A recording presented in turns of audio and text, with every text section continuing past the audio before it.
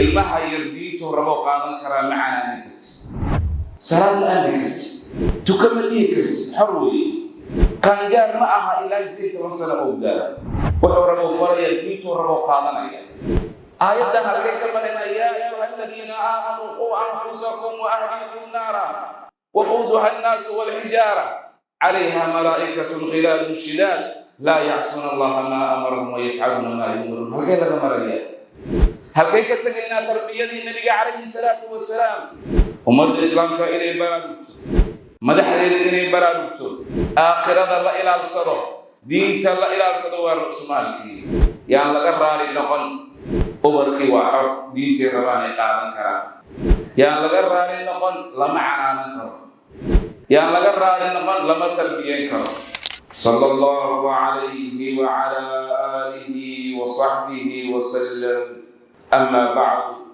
walaalayaal Allah subhanahu wa ta'ala qur'aankiisa kariimka ah wuxuu ku oranayaa يا أيها الذين آمنوا قوا أنفسكم وأهليكم نارا وقودها الناس والحجارة عليها ملائكة غلاظ شداد لا يعصون الله ما أمرهم ويفعلون ما يؤمرون رب سبحانه وتعالى وقورا كوي إيمانك لله ريو بالبادية نفيانين إيه أهلكينا كبدباري عذاب يا أيها الذين آمنوا قوا أنفسكم وأهليكم نارا عذاب كاسر وشيد اليوم بقحر يدك وحاد وشيد عذاب كملائكة هذا وكلفسن كمن عاسيان الله سبحانه وتعالى وهو أمر يوم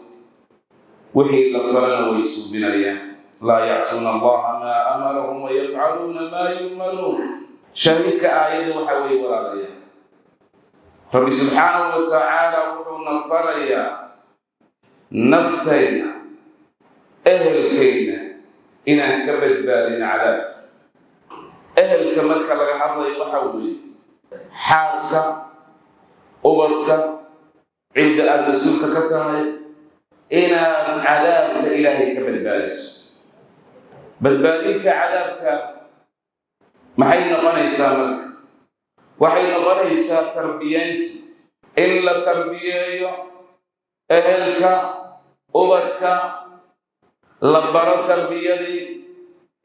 tarbiyadaasoo ah in la baro cilmiga naafica qur-aanka kariimka lafdan wa macna xifdintiisa iyo tafsiirkiisaba in la baro lagu baraarujiyo ku camalfalka in la baro سنة النبي عليه الصلاة والسلام لغو براروجين وعمل فلان إلا برو تاريخ الإسلام كأولها دينتو ذا عزة اللي شرفت يسيروا ذا إلا برو براروجين لو استاغوا ومسؤول والبعركة واستاغوا هدو أصل المعاني هاي إنه برو هدو أصل الأهل وهاي أصل أيضا وإن مدارس تعلمها يتقال دينتي لا يكبرتان المساجد أرجع للتربية إنه برم مساجد أولاديس جماعة إنه برم إنتجارية تاوي بدبالة إلهي سبحانه وتعالى وفريه كتاب كالله إنه عمل فرح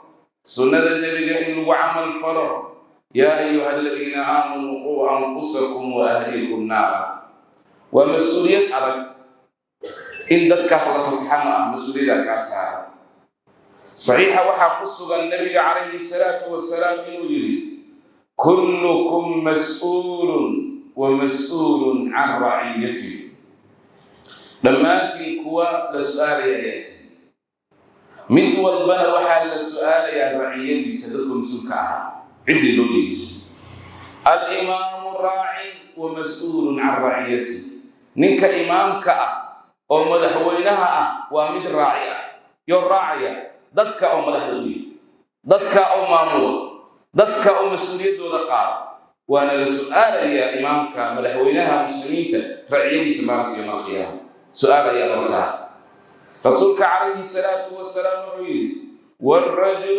راع في أهل بيتي ومسؤول عن رعيته ninka waa raaciyo ka yahay ahli beytkiisa, xaaskiisa, ilmaha oo dhalay, hadday kuwa agoona walaalihii ay dhaleen ay jiraan, waxaasoo dhan mas-uul ka yahay. ninka marka mas-uuliyadda oo qaaday waa la su-aalaya maalinka qiyaama. awlaaddaadiyaa lagu weydiinaya oo ehelkaadiyaa lagu weydiinaya. tarbiyadooda ma u istaagtay? diinkooda ma u ilaalisay? mise waxaa la yaqaan mas-uul. hadda intaad adduunka joogta baraago mas-uuliyad ayaa jirta maalinka qiyaama. nabiga calayhi salaatu wasalaam wuxuu oranayaa walmar'atu raaciyatun fii beyti bacliha wa waladi wa mas-uulatun can raciyatiha. haweeneyda waa raaciyad. raaciyad maxay ka tahay? ninka qabahay gurigiisa ammaano u dhiibtay, guriga u dhiibtay, ilmo uga tagtay, asagii qutulyoonkii horaadinaya. ayadaa la rabaa ilmahaas inay ilaaliso, gurigaas inay ilaaliso, wuxuu ilaahay xarrimay ka ilaaliso, diinta ilaahay inay ku ilaaliso. almar'atu raaciyatun fii beyti bacliha, guriga ninkeeday raaciyad, wa waladihi ilmaga u dhashay, wa mas-uulatun can raciyatiha. dumarkiina saasaa loo su-aalaya. marka ayuu nabiga calayhi salaatu wasalaam waalkhaadimu, midka khaadimka ah oo shaqaalaha ah, raaci fii maali sayidi, midka u shaqeeyo sayidka u yahay ka shaqaalaha ah, maalkiisuu mas-uul ka yahay. waana la weydiinaya. haddaad meherad ka shaqayso, haddaad dukaan ka shaqayso, haddaad ganacsi mas-uul ka tahay, qiyaamada ka ilaali midka hantida kuu dhiibtay. ilaahay uga baqo mas-uuliyadda lagu dhiibtay. aakhira su-aal ayaa ku hortaa. ha isdhihi asagayna ku arki maayo, cc camerana ku arki mayso. waxaad doonta suudaasdhihi allah subxaanahu watacaala ayaa ku arkay. yaclamu khaa'inata alacyun wamaa tukfi suduur. ilaahay waa ogyahay isha khiyaanada badan iyo laabaha waxay qarinayaan. mas-uuliyadda ayada ah, nabiga calayhi salaatu wasalaam wuxuu ka warramayay ubadka awlaadda. wuxuu yidhi rasuulka calayhi salaatu wasalaam muruu awlaadakum bisalaati lisabci wadribuuhum calayha licashri wafarriquu baynahum fi lmadaajic. awlaaddiina ilmihiina amra salaada 7 sano. cunuga 7 jir markuu yahay salaadii waa la amraya, salaadiyaa la baraya, weyseqaadkiyaa la baraya, diinteynaa la faraysa. 10 sano markuu jiro asagoo aana qaangaarin oo 10 jiraana salaada maxaa u tukaweysa waa lagu canaanaya. wadribuuhum calayha licashri. ilmaha wiilasha ee gabdhaha 10 sano markay gaareenna qol isla seexan maayaan. waa tarbiyada diinteena ayna siisa. wafarriquu baynahum fi lmadaajic. tarbiyadii sidaas ahayd, diintayna islaamka ayna faraysay, maanta maxaa imaanaya? ilmaha yar diintuu raboo qaadan karaa ma canaanin karti, salaad ma aami karti, tuka ma dhihi karti, xor weeye. qaangaar ma aha ilaa 18 sano oo gaaro.